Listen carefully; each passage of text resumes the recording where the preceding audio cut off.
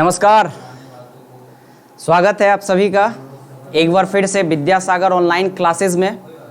मैं Sumit Singh, current affairs का teacher, एक बार फिर आप लोगों के सामने उपस्थित हूँ। और आज का जो मैंने टॉपिक लिया है वो है डेट 7 अक्टूबर और 8 अक्टूबर का, यानी कल और परसों का है। जैसा कि आप लोगों को पता ही हो गया होगा कि हम लोग प्रत्येक एक दिन के बाद 2 दिनों का करंट अफेयर्स लेकर के मिलते हैं। और ये जो करंट अफेयर्स होता है हम लोगों का वो 2 तरीके का होता है।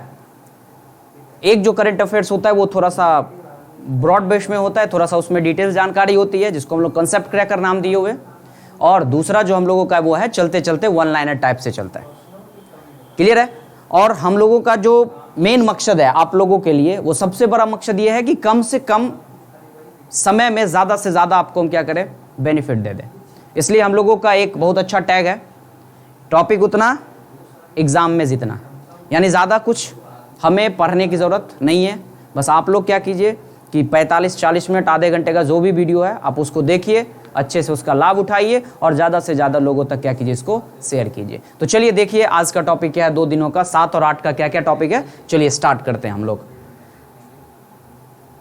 चलिए पहला देखिए, जैसे मैंने बताया आपको कॉन्सेप्ट क्रैकर का पहला क्वेश्चन, बधिर बच्चों के लिए, यानी वैसे बच्चे जो सुन नहीं पाते हो, है ना, उन बच्चों के लिए शिक्षा सामग्री को सुलभ बनाने हेतु, शिक्षा सामग्री आप समझ रहे होंगे कि जो शिक्षा से रिलेटेड, एजुकेशन से रिलेटेड जितने भी इंस्ट्रूमेंट होते हैं उसको सुलभ बनाने हेतु एनसीईआरटी ने, पता ही होगा आपको एनसीईआरटी के बारे में, जो नेशनल काउंसिल फॉर एजुकेशन जो है रिसर्च ट्रेनिंग है, ये जो एनसीईआरटी है इसने क्या किया है कि आपसे क्वेश्चन पूछ रहा है कि निम्नलिखित में से किसके साथ समझौता किया है।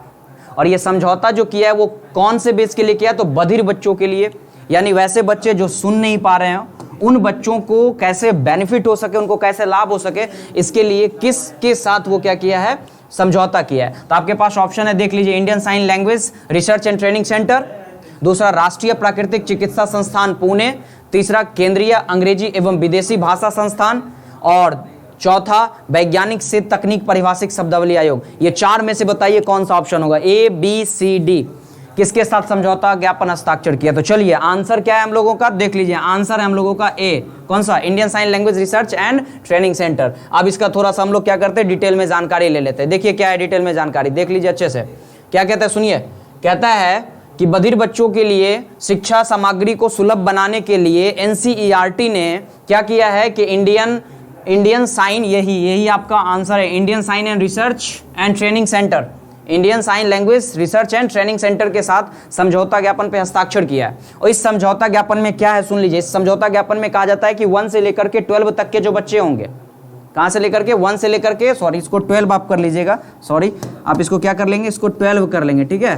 कितने, 1 से लेकर के 12 तक के जो बच्चे होंगे, चाहे वो अंग्रेजी मीडियम में हो या फिर हिंदी मीडियम में हो, समझ रहे हैं, उनकी जो एनसीईआरटी की पुस्तक होगी, उस एनसीईआरटी पुस्तकों को डिजिटलाइज रूप में लाने के लिए इसको सांकेतिक भाषा का यूज किया जाएगा। ऐसा भाषा यूज किया जाएगा जिससे बधिर लोग भले सुन नहीं पाए लेकिन वो उस भाषा से, या फिर आप ये समझ लीजिए कि उस सांकेतिक भाषा से वो आसानी से उस चीज़ को गेन कर सकते हैं। तो बधिर लोगों को जो सुनने में थोड़ा सा अच्छे महसूस नहीं करते या सुन नहीं पाते, उनके लिए प्रोग्राम को लाया गया। सांकेतिक भाषा में क्या होगा कि जितनी भी सामग्री होगी, जो भी सामग्री होगी, सभी सामग्री के बदलने से भी शारीरिक अक्षमता वाले बावजूद, यानी ये सब जो बदला जाएगा, ये सब बदलने से क्या होगा कि उनको क्या होगा कि एक अच्छा मौका मिल जाएगा, वो भी एजुकेशन से ज़्यादा पीछे नहीं रह पाएंगे और साथ ही साथ उन्हें एक समान अवसर का मौका भी मिल सकेगा। इसीलिए एनसीईआरटी ने क्या किया, ये समझौता किया। और ये जो कदम उठाया गया, ये कदम आप पता ही होगा, नई शिक्षा नीति अभी आई है 2020 में, न्यू एजुकेशन पॉलिसी आया है, इसी न्यू एजुकेशन पॉलिसी का ये एक हिस्सा है। तो नए एजुकेशन पॉलिसी के तहत बधिर लोगों के, यानी जो बच्चे कम सुन पाते हैं, उन बच्चे को सांकेतिक भाषा के रूप में समझाने के लिए एनसीईआरटी ने क्या किया है, तो एक समझौता किया है। और वो समझौता किससे किया है, तो वो समझौता किया है Indian sign language research and training centre. Clear है? चलिए हम लोग मूव करते हैं दूसरे क्वेश्चन की तरफ। दूसरा क्वेश्चन, नवीनतम कृषि प्रौद्योगिकी और नवाचारी को बढ़ावा देने हेतु प्रसार भारती ने किसके साथ समझौता ज्ञापन पे हस्ताक्षर किया? फिर आपसे एक हस्ताक्षर वाला ही बात पूछ रहा है। क्या पूछ रहा है? नवीनतम कृषि प्रौद्योगिकी और नवाचारी को बढ़ावा देने के लिए प्रसार भारती है ना, प्रसार भारती है एक चैनल, इसने पूछ रहा है कि ये किसके साथ समझौता किया है। आपके पास ऑप्शन है इफको, नबार्ड, है ना, उसके बाद एसबीआई और आरबीआई। बताइए क्या होगा आंसर? इफको, नबार्ड, एसबीआई या आरबीआई? चलिए इसका जो आंसर है, राइट आंसर क्या है? राइट आंसर है ए। राइट आंसर क्या है? राइट आंसर है ए। क्या? इफको। चलिए देखिए क्या है इसका विवरण। विवरण देखिए क्या कहता है कि प्रसार भारती और भारतीय किसान उर्वरक सहकारी लिमिटेड, इसका हिंदी में इफको को हम लोग पूरे रूप में जब कन्वर्ट करते थे क्या नाम है? प्रसार भारती के साथ कौन? भारतीय किसान उर्वरक सहकारी लिमिटेड यानी इफको ने कृषि प्रौद्योगिकी और खास करके जो है नवाचारी को बढ़ावा देने के लिए, कृषि प्रौद्योगिकी और साथ साथ किसको? नवाचारी को, यहाँ पे नवाचारी कर लेंगे, कृषि प्रौद्योगिकी और नवाचारी को बढ़ावा देने के लिए क्या किया है कि किसानों के खास करके जो हमारे देश में हैं उनके लिए खास करके ये प्रोग्राम लाया गया है।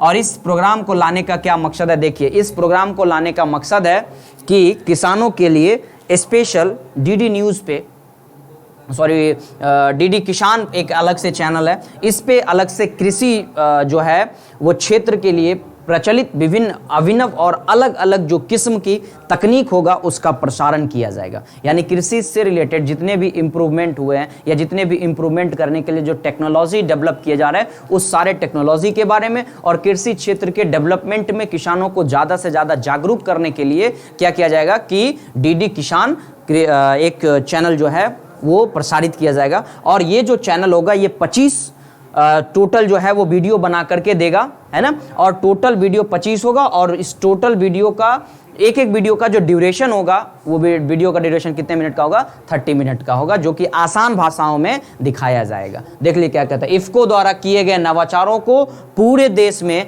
डीडी किसान के माध्यम से लगभग 25 एपिसोड जो है वो जारी किया जाएगा। और वो जारी करके एक एपिसोड कितने मिनट के होंगे? तो एक एपिसोड होंगे कितने मिनट के? तो वो होंगे 30 मिनट के। क्लियर है? और आसान भाषाओं में किसानों को सिखाया जाएगा ताकि किसान आसानी से समझ सके। उसके अलावा किसानों को आत्मनिर्भर बनाने के लिए साथ ही साथ यह भी जरूरी है, आत्मनिर्भर बनाने के लिए आपके पास कृषि का तकनीक या फिर नए नए टेक्नोलॉजी इसमें इंप्रूवमेंट होना जरूरी है। और उसके कार्यान्वयन के लिए, क्या इसके लिए? उसके कार्यान्वयन के लिए किसानों के साथ समझौता किया जा सके, किसानों को समझाया जा सके, इसलिए ये प्रोग्राम को लाया गया है। चलिए तो किसके साथ समझौता हुआ है? तो ये हुआ है इफको के साथ। अगला क्वेश्चन देखिए, भारत में सबसे तेज कंप्यूटर सुपर कंप्यूटर कौन?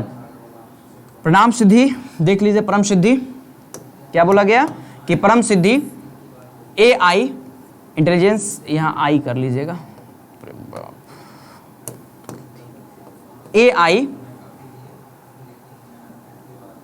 कौन विकसित करेगा, है ना। भारत में सबसे तेज सुपर कंप्यूटर परम सिद्धि आर्टिफिशियल इंटेलिजेंस को विकसित कौन करेगा? ऑप्शन है आपके पास एप्पल, ICER, CCAD, CDEC और उसके बाद इनमें से कोई नहीं। तो बताइए क्या होगा? ऑप्शन ABCD कौन सा होगा आंसर? चलिए आंसर है, एग्जैक्ट आंसर है C। कौन सा है? C। तो देखिए क्या है इसके बारे में थोड़ा समझ लीजिए।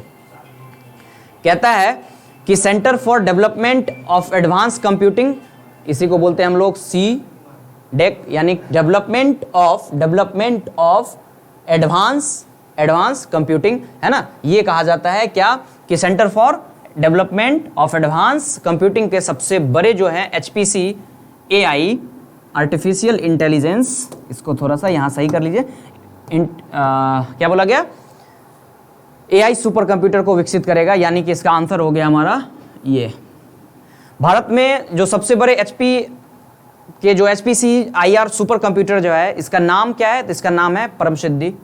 आप देख सकते हैं इसका परम सिद्धि AI ये रखा गया जो सबसे सुपर कंप्यूटर इसको कहा जाता है। और इसका अर्थ है कि ये जो कंप्यूटर होगा ना, ये कंप्यूटर का जो परफॉर्मेंस होगा वो बहुत ही बेहतर परफॉर्मेंस होगा। और इसको लाने का क्या उद्देश्य है सरकार का? तो इसको लाने का उद्देश्य है जितने भी MSME माइक्रो स्मॉल जो करके इंडस्ट्रीज लगाए जा रहे हैं इंडिया में, मीडियम इंडस्ट्रीज लगाए जा रहे हैं, या फिर स्टार्टअप्स योजना जो चल रही है इसको लेकर के, या इंडस्ट्री को बढ़ाने को लेकर के, है ना, इस क्षेत्र में ज़्यादा से ज़्यादा मदद मिल सके। इसके अलावा ये 70 सुपर कंप्यूटर नेटवर्क को बनाने के लिए राष्ट्रीय सुपर कंप्यूटिंग मिशन को भी लागू किया जा रहा है। और इस सब का महानिदेशक देख लीजिए, सीडेक का महानिदेशक कौन है, हेमंत दरबारी। और इसकी जो स्थापना हुई है, इसकी स्थापना कब हुई है, तो ये स्थापना हुई है 1988 में। और इसका मुख्यालय कहाँ है, तो इसका मुख्यालय है पुणे महाराष्ट्र में। कहाँ पे है, पुणे महाराष्ट्र में। चलिए देखिए आगे क्या है, आगे क्या है देखिए नेक्स्ट में। भारत ने किस देशों के साथ सितवे बंदरगाह संचालन पर सहमति जताई है। आपसे पूछ रहा है क्वेश्चन कि कौन से देशों के साथ एक सितवे बंदरगाह पर संचालन जो है उसको लेकर के जो है वो सहमति जताई है। आपके पास ऑप्शन है नेपाल, चीन, भूटान और म्यांमार। क्या क्या है, नेपाल, चीन, भूटान और म्यांमार। चलिए बताइए आंसर, राइट आंसर क्या होगा। तो सितवे बंदरगाह को लेकर के किसके साथ, तो वो किया गया है म्यांमार के साथ। किसके साथ किया गया है, तो किया गया है म्यांमार के साथ। चलिए क्या किया गया तो ये समझिए, क्या किया गया तो समझिए। कहता है कि भारत और म्यांमार के साल 2021 की पहली तिमाही तक जो फर्स्ट 3 महीने होगा उसमें एक प्रोग्राम लाया गया है जिसमें सितवे चंद्रगढ़ बंदरगाह जो है ना, सितवे चंद्रगढ़ बंदरगाह को ये प्रोजेक्ट के थ्रू ये लाया गया है। इसके परिचालन को शुरू करने पे सहमति जताई गई है।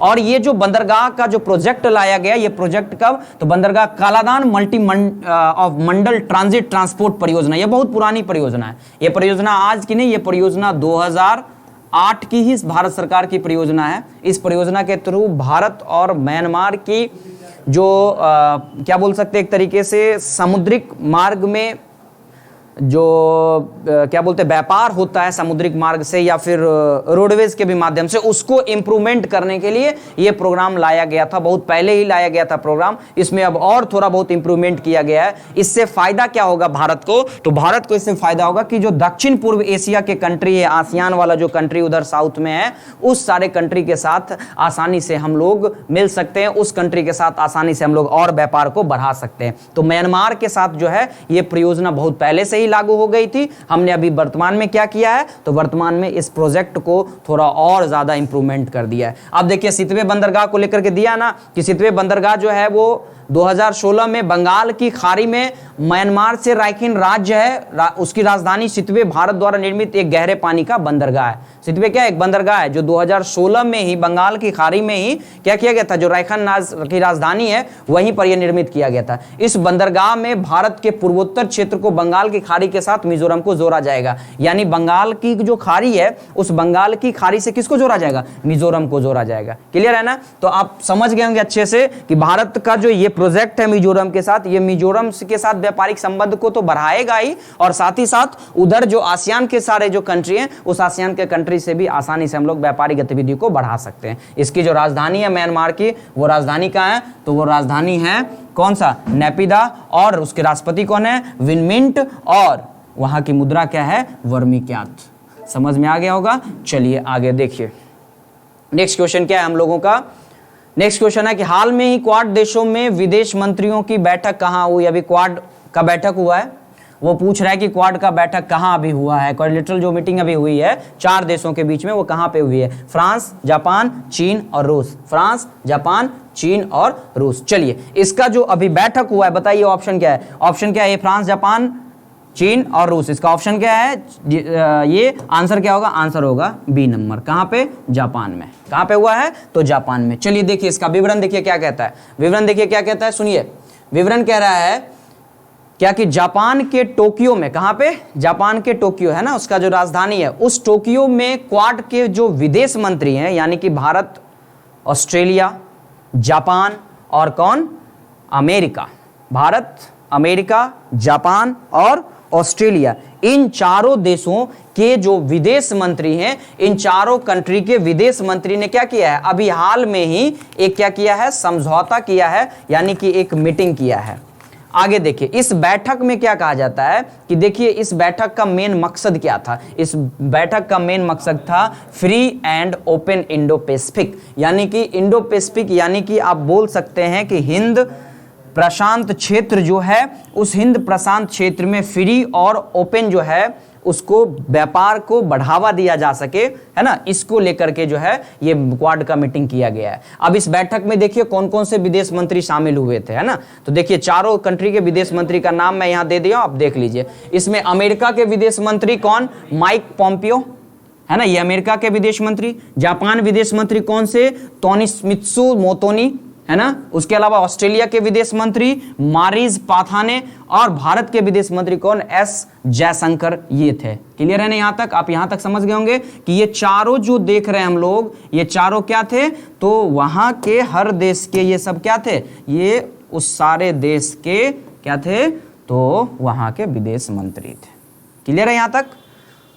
अब ये जो अभी कोविड-19 को लेकर के जो पूरे वर्ल्ड में इतना विकराल स्थिति बना हुआ है, उसी को आप बोल सकते हैं कि उस समस्या को खत्म करने के लिए थोड़ा सा उसमें और ज़्यादा मेडिकल के क्षेत्रों में या फिर साइंस के क्षेत्रों में और ज़्यादा इम्प्रूवमेंट करने के लिए जो है ना, जो चुनौती हमारे लिए बना हुआ था, उसमें और इम्प्रूवमेंट करने के लिए ये सब मीटिंग किया गया। देखिए क्या है, कोविड-19 अंतर्राष्ट्रीय स्तर पे महामारी से जो उत्पन्न हुआ है चुनौतियां, उसको भी इसमें क्या किया गया, अहम रूप से डिस्कस किया गया है। अब ये चार देशों के बीच की जो है एक अंतर सरकारी सुरक्षा प्लेटफॉर्म है, यानी चारों देश आपस में समझौता करती है, चारों आपस में कैसे डेवलपमेंट कर सके, है ना, इसी को लेकर के ये चारों देशों का ग्रुप बना हुआ है। चलिए, आई होप यहां तक आप समझ गए होंगे। चलिए हम लोग अब मूव करते हैं अगले फेसेट की तरफ, यानी हम लोग का जो अगला फेसेट है वो पता ही होगा आपको कि वो वन लाइनर टाइप का है, और वो क्या है, चलते चलते वन लाइनर। आप इसको थोड़ा समझ लीजिए। जैसे पता होगा आपको कि हम लोग इसमें जो देते हैं वो पहला क्या, डेट वाइज, पहला डेट विश्व कपास दिवस कब मनाया जाता है, 7 अक्टूबर। कब मनाया जाता है, 7 अक्टूबर। और विश्व कपास जो है कहा जाता है कि 2009 के बाद, थोड़ा सा यहाँ करेक्शन कर लीजिएगा, कब के बाद से बोला जा रहा है, 2009 के बाद, थोड़ा सा इसमें एक जीरो और जोड़ दीजिएगा, कब से, 2009 के बाद से 7 अक्टूबर को विश्व स्तर पे क्या किया जाता है, विश्व, है ना, क्या, कॉटन डे के रूप में मनाया जाता है। और आपको पता होगा कि भारत कॉटन प्रोडक्शन के मामले में दूसरे स्थान पर है। प्रोडक्शन में तो आप बोल सकते हैं उससे बने हुए जो गुड्स हैं उसके मामले में ये दूसरे स्थान पे आ जाता है। भारतीय वायुसेना दिवस 8 अक्टूबर को मनाया जाता है, और ये ब्रिटिश साम्राज्य द्वारा पहले जो इसका नाम देख लीजिए ध्यान से, कब मनाया जाता है, 8 अक्टूबर को मनाया जाता है। और कहा जाता है कि ब्रिटिश जो साम्राज्य है, उस ब्रिटिश साम्राज्य के दौरान ही 1932 में ही, है ना, इसका क्या नाम था, इसका नाम था रॉयल भारतीय वायुसेना, इसका नाम था, इसका गठन हुआ था। और 1950 में इसका नाम बदलकर क्या कर दिया गया, भारतीय वायुसेना कर दिया गया। तो आपके लिए ये भी एक ऑब्जेक्टिव क्वेश्चन बन सकता है कि पहला तो ये कि भारतीय वायुसेना दिवस कब मनाया जाता है, तो ये मनाया जाता है 8 अक्टूबर को। और 8 अक्टूबर को जो मनाए जाने की घोषणा है ये कब से की गई है, तो ये 1932 से की गई है। लेकिन 1932 के बाद इसका, 1932 में इसका क्या नाम रखा गया, तो रॉयल भारतीय वायु सेना। बाद में 1950 में इसका नाम बदल के क्या कर दिया गया, भारतीय वायु सेना। चलिए, यहां तक कोई दिक्कत नहीं होगा। चलिए हम लोग मूव करते हैं अगले क्वेश्चन की तरफ, अगला टॉपिक की तरफ। अगला टॉपिक क्या, देखिए, केंद्रीय कपड़ा मंत्री स्मृति ईरानी ने लॉन्च किया भारत, अभी कपास दिवस था, और ये केंद्रीय मंत्री है, खास करके किससे हैं, वो कपड़ा मंत्री से हैं। तो देखिए क्या कहता है कि ईरानी ने क्या किया, स्मृति ईरानी ने लॉन्च किया भारतीय कपास का पहला ब्रांड और लोगो, है ना। उन्होंने ब्रांड लोग एक कपास के लिए किया है, और दूसरा क्या, उसका लोगो किया है। भारत के जो अब प्रीमियम कपास जो होंगे, जो अच्छी क्वालिटी के जो कपास होंगे, उसका अब जो नाम दे दिया गया, उसका जो नया रूप दे दिया गया व्यापार में, उसका नाम दे दिया गया कस्तूरी कपास। क्या नाम दे दिया गया, कस्तूरी कपास। चलिए अगला क्वेश्चन, वित्त मंत्री निर्मला सीतारमण ने, जो हमारी अभी वित्त मंत्री है, कौन है, निर्मला सीतारमण। देख लीजिए क्या कहता है कि वित्त मंत्री निर्मला सीतारमण ने इंडियन बैंक के साथ, है ना, बिजनेस मेंटरिंग प्रोग्राम एमएसएमई के तहत, है ना, एमएसएमई के तहत इसको और बढ़ावा देने के लिए, एमएसएमई को बढ़ावा देने के लिए एक प्रोग्राम लॉन्च किया है। और इस प्रोग्राम का मकसद क्या है, तो इस प्रोग्राम का मकसद है क्या, कि कौशल विकास और क्षमता निर्माण कार्यशालाओं के मध्यम और उद्यमियों को सशक्त बनाना। यानी ये समझ लीजिए कि इनका मकसद है सीधा सा कि जो छोटे छोटे स्केल पे जो इंडस्ट्री लगे होते हैं, या छोटे छोटे स्केल पे जो आप बोल सकते हैं क्या कि स्मॉल स्केल पे, या फिर ये भी कह सकते हैं कि कंप्यूटर से रिलेटेड, टेक्नोलॉजी से रिलेटेड जो इंडस्ट्री भी लगे होते हैं, उनको भी इंप्रूवमेंट करने के लिए ये क्या किया गया, एक बिजनेस प्रोग्राम पे यहाँ पर लॉन्चिंग किया गया। आगे देखिए क्या कहता है, केंद्र सरकार 2007 से क्या किया जा रहा है, देखिए केंद्र सरकार ने क्या किया, 2007 को क्या किया है कि एम राजेश्वर को आरबीआई का क्या किया गया है, नया डिप्टी गवर्नर इनको नियुक्त किया गया है। गवर्नर नहीं बल्कि कौन सा, डिप्टी गवर्नर जो है वो उनके नीचे पोस्ट रहेगा। और अभी हमारे आरबीआई के गवर्नर वैसे कौन है, तो गवर्नर है शक्तिकांत दास। कौन है, शक्तिकांत दास, है ना, क्लियर है। और आरबीआई का एस्टेब्लिशमेंट कब हुआ था, तो ये हुआ था 1935 में, क्लियर है। चलिए इसके अलावा देखिए क्या करता है, केंद्रीय बैंक के चौथे डिप्टी गवर्नर के रूप में एस विश्वनाथन को एक और डिप्टी, चार, एक तो ये हो गए एम राजेश्वर। इसके अलावा देखिए क्या कि डिप्टी गवर्नरों का 4 लिस्ट होता है, उसमें से एक अलग से चौथे जो जोड़े गए नए से, वो एस विश्वनाथन का जो है वो चौथे डिप्टी गवर्नर जो है, ये जो इनका जगह लेंगे ये केंद्रीय बैंक में। ये यानी कि इससे पहले जो थे, किन से पहले, यानी कि एम राजेश्वर से जो पहले थे वो कौन थे, इसको नया पॉइंट में मत रखिएगा, इसका इसी का पॉइंट है। इससे पहले कौन थे, एस विश्वनाथन थे, इनकी जगह पे कौन आए हैं, एम राजेश्वर आए। अब टोटल हो गए हैं 4 पहले भी थे, इनके आने के बाद फिर 4 हो गए। तो अब नाम देख लिए चारों कौन कौन से, एक है एमडी पात्रा, उसके बाद बीपी कुंगलुर, और उसके बाद लास्ट कौन से हो गए, तो वो हो गए एमके जैन, है ना। यानी 1 2 3, आप ऐसे कर लीजिए 1 2 3 और एक ये हो गए कौन, वो हो गए 4। चलिए चौथे कौन हो गए, तो एम राजेश्वर जो अभी नए डिप्टी आए। आगे देखिए, अधिकारी एमए गणपति को नागरिक उड्डयन सुरक्षा ब्यूरो का महानिदेशक नियुक्त किया गया। सिंपल सा याद रखिएगा कि जो अभी नागरिक उड्डयन सुरक्षा ब्यूरो जो है ना, इस नागरिक सुरक्षा उड्डयन सुरक्षा ब्यूरो का क्या किया गया, इन्हें अधिकारी बनाया गया। और ये जो स्थापित हुआ था नागरिक उड्डयन सुरक्षा ब्यूरो, ये कब स्थापित हुआ, तो 1978 में। और इसका जो भी मुख्यालय है वो मुख्यालय कौन है, वो मुख्यालय है दिल्ली, क्लियर है। दिल्ली के अभी कौन है, अरविंद केजरीवाल। चलिए आगे देखिए क्या है, दिनेश कुमार सारा को एसबीआई का नया चेयरमैन बनाया गया है ना। एसबीआई के नए चेयरमैन बनाया गया, किन्हें बनाया गया एसबीआई का चेयरमैन, तो एसबीआई का चेयरमैन बनाया गया किनको, दिनेश कुमार सारा को नया एसबीआई चेयरमैन बनाया गया। और एसबीआई चेयरमैन की जो एसबीआई की जो स्थापना हुई है कब हुई है, 1 जुलाई 1955 को। और एसबीआई का जो अभी मुख्यालय है वो कहाँ है, मुंबई महाराष्ट्र में, क्लियर है। और मुंबई में आपको पता होगा शिवसेना की सरकार है ना, कौन, उद्धव ठाकरे जी। चलिए आगे देखिए क्या कहता है नेक्स्ट क्वेश्चन। नेक्स्ट क्वेश्चन क्या हम लोगों का, तो नेक्स्ट क्वेश्चन बोल रहा है क्या कि गुजरात सरकार ने, है ना, गुजरात सरकार ने डिजिटल सेवा सेतु एक नया प्रोग्राम लॉन्च किए हैं। कौन सा प्रोग्राम लॉन्च किए हैं, तो डिजिटल सेवा सेतु एक प्रोग्राम लॉन्च किए हैं। देखिए ध्यान से, कौन सा प्रोग्राम, डिजिटल सेवा सेतु कार्यक्रम किए हैं। और इसका क्या मकसद है, तो इसका मकसद है कि 14,000 जो गांव हैं या 14,000 आप बोल सकते हैं ग्राम पंचायत जो है, उसको ऑप्टिकल फाइबर से जोड़ा जाएगा ताकि वहां पर इंटरनेट की जो कनेक्टिविटी है उसको फैलाया जा सके, क्लियर है। चलिए, नागालैंड के पूर्व राज्यपाल और सीबीआई के पूर्व निदेशक रह चुके अश्वनी कुमार का निधन हो गया 7 अक्टूबर को, है ना, जो नागालैंड के पूर्व राज्यपाल भी रह चुके हैं और साथ ही साथ सीबीआई के पूर्व निदेशक भी हैं। और कल 8 तारीख को केंद्रीय उपभोक्ता कार्य, खाद्य एवं सार्वजनिक वितरण प्रणाली मंत्री रामविलास पासवान जी का भी निधन हो गया है ना, आपको पता ही होगा। 8 अक्टूबर 2020 को इनका पार्टी का नाम क्या था, एलजेपी, लोक जनशक्ति पार्टी। और साथ ही साथ ये भी याद रखिए कि इन्होंने अभी तक कुल 11 बार इलेक्शन में खड़े हुए थे कुल, जिसमें से ये 8 टाइम जो है वो जीते थे, ठीक है। लोकसभा सीट भी जीत चुके थे, विधानसभा सीट भी जीत चुके थे, है ना। तो ये हम लोगों का जो टॉपिक था वो आज का इतना ही था, है ना। फिर हम लोग मिलेंगे अगले क्लास में, यानी अगले नए वीडियो के साथ। तब तक आप क्या कीजिए कि जितना भी ये टॉपिक है इसको आप अच्छे से कॉपी में नोट कर लीजिए। पीडीएफ के लिए आप हमारे जो टेलीग्राम चैनल है विद्यासागर ऑनलाइन क्लासेस, उसको आप ज्वाइन कर लीजिए। और ये वीडियो को ज़्यादा से ज़्यादा बच्चों तक, ज़्यादा से ज़्यादा स्टूडेंट तक इसको आप शेयर कीजिए, ताकि आपको भी फ़ायदा हो और आपके स्टूडेंट, जो आपके फ्रेंड हैं, जो आपके मित्र हैं, उनको भी ज़्यादा से ज़्यादा फ़ायदा हो सके। तो चलिए मिलते हैं हम लोग फिर नेक्स्ट क्लास में नेक्स्ट वीडियो के साथ। तब तक के लिए आप अपना ख्याल रखिए। धन्यवाद, टेक केयर।